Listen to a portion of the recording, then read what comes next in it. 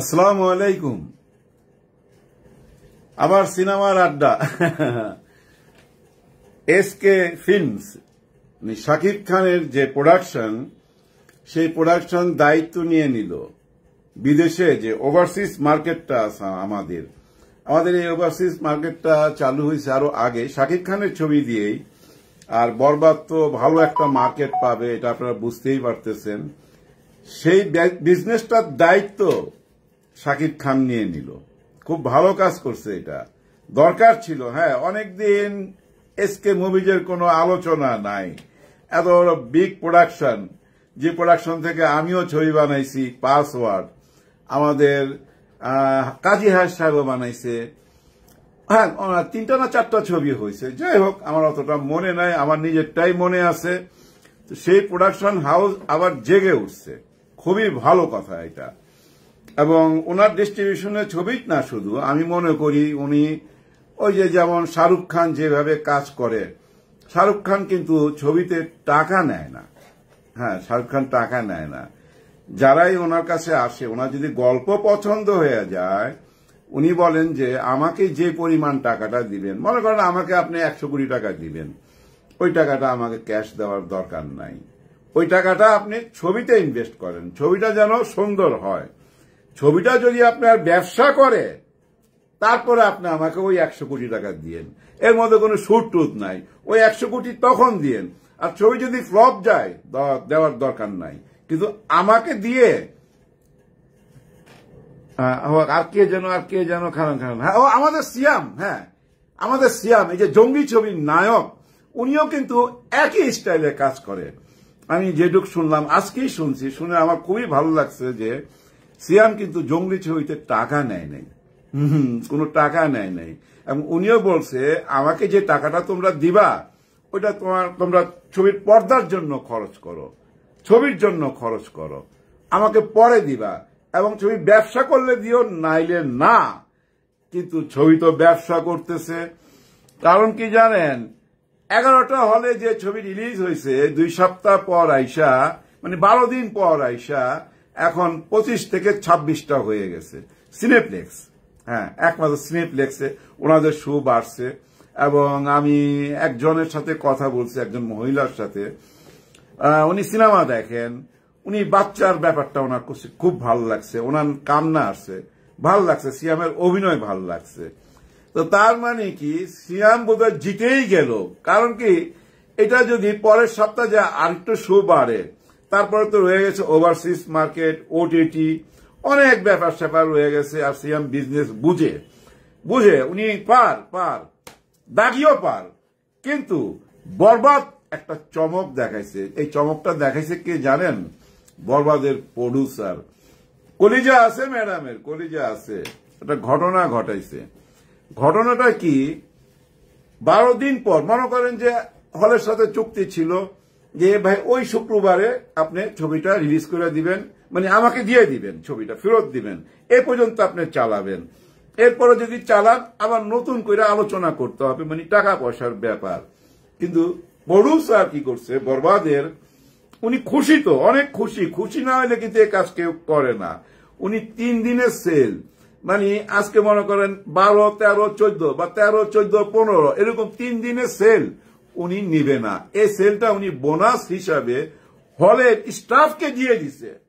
এবার চিন্তা করেন, আপনি হলের স্টাফকে দিয়ে দিছে। সিঙ্গেল হল কিন্তু এই মুহূর্তে এক বরবাদ ছাড়া আর কারো হাতে নাই। 120টা হল রিলিজ হয়েছে, তো 120টার মধ্যে 3 ভাগের 2 ভাগই মনে করেন সিঙ্গেল স্ক্রিন বা আরো বেশি।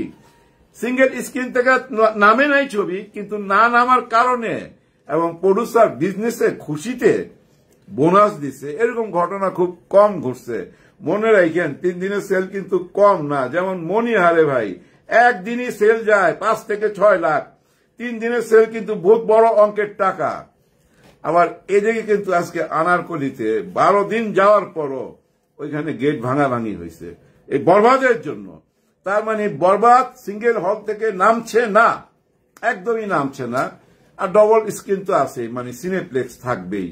আর প্রডিউসার কতখানি খুশি না হলে বুঝছেন, এত বড় অঙ্কের টাকা কেউ ছেড়ে দেয়। 3 দিনের সেল একদম দিয়ে দিছে ঈদ বোনাস হিসাবে। তার মানে উনি হ্যাপি। আর আরেকটা ব্যাপার বোঝা যায় এটাতে, আরেকটা ব্যাপার বোঝা যায় যে উনি সিনেমায় থাকতে চায়, সিনেমা হলের মালিকদের সঙ্গে সম্পর্ক গড়তে চায়। এটা দরকার আছে কিন্তু ভাই। অতীতে বুঝছেন আমরা যে ছবি বানাইতাম না, তার সিংহভাগ টাকা কিন্তু হলের মালিকরা অ্যাডভান্স দিয়ে দিত। এতটা ভালো সম্পর্ক ছিল তখন। 1200-1300 সিনেমা হল ছিল। আবার দেখেন এই যে সিয়াম যে কাজটা করতেছে, বা আমাদের শাকিব খানও একই পথে যাবে আমি মনে করি। যেহেতু আমাদের মনে করেন যে এই যে শাহরুখ খানের ভক্ত শাকিব খান, আমার মনে হয় ওইটাই ফলো করবে। আগামীতে ক্যাশ নিবে না, বলবে যে আমার পারিশ্রমিকের টাকাটা তুমি ছবিতে লোকনি করো, আমাকে মনে করেন যে ওটিটির রাইটটা দিয়ে দাও, ওভারসিজ রাইটটা দিয়ে দাও। এরকম একটা বোঝাপড়ায় আসবে, যেটা সিয়াম আসছে, শাহরুখ খান আসছে ছিল। আবার এই যে আপনার জিতও কিন্তু একই রকম ভাবে কাজ করে। এটাতে হয় কি জানেন, প্রডিউসার একটা সুবিধা পায়, বিরাট অঙ্কের একটা টাকা না পর্দায় খরচ করতে পারে, ছবিটা ভালোভাবে বানাইতে পারে, এবং এতে আগ্রহটা থাকে হিরোর, মানে কি মেগা স্টারের ছবির দিকে লক্ষ্যটা রাখে। কারণ কি, তার পয়সা তো এখানে আটকা, ছবিটা ভালোভাবে বানাচ্ছে কিনা। ধরেন হিরোর সিকোয়েন্স গুলাই শুধু ভালো, অন্য সিকোয়েন্স গুলা ভালো হচ্ছে কিনা এটারও খবর রাখে, কিন্তু পুরো ছবির সাথে হিরো জড়িত থাকে। তখন এটা খুব ভালো একটা রাস্তা আমি মনে করি। যাই হোক, যেটা বলতেছিলাম যে এই প্রডিউসার আবার ছবি বানাবে, এটারই সিগন্যাল দিয়ে দিল। ওই যে 3 দিনের সেল ছাইরা দিল, এটারই সিগন্যাল দিয়ে দিল। আমি যতদূর জানি মানে কি একদম কনফার্ম, মনে করেন 100% কনফার্ম, মেহেদী হাসান হৃদয় আগামী রোজার ঈদে আসবে। প্রডিউসার এই ম্যাডাম, প্রডিউসার এই ম্যাডাম। নায়িকা কে থাকবে আমি জানি না, কিন্তু আমার অনুরোধ থাকবে ইতিকা পালকে রাখা। শাকিব খানের সাথে খুবই মানায়, এটা বাদ দেওয়া ঠিক হবে না। তবে ভিলেন নিয়ে চিন্তা করতে পারে, নতুন ধরনের কিছু। বড় বাজেটের ছবি তো হবে বুঝাই যাচ্ছে, কারণ প্রডিউসারের মনে সাহস চলে আসছে। ওনার ইন্টারভিউগুলো আমি দেখি তো, ইন্টারভিউ দেখলে বোঝা যায়, ওনার চেহারা দেখলে বোঝা যায় যে ওনার টেনশন কাইটা গেছে। ওই যে পাইরেসি হয়েছে, ওই যে কে কে কিছুটা ফুটেজ নিয়ে ছাইরা দিছে, টিকটক করছে, ওগুলা নতুন প্রডিউসার তো বুঝতে পারে নাই।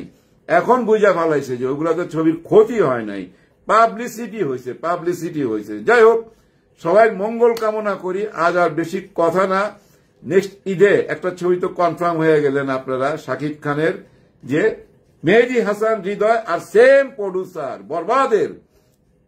বরবাদের টিমই কাজ করবে নিশ্চয়ই। সবার জন্য সবাই দোয়া রাখবেন। আল্লাহ হাফেজ।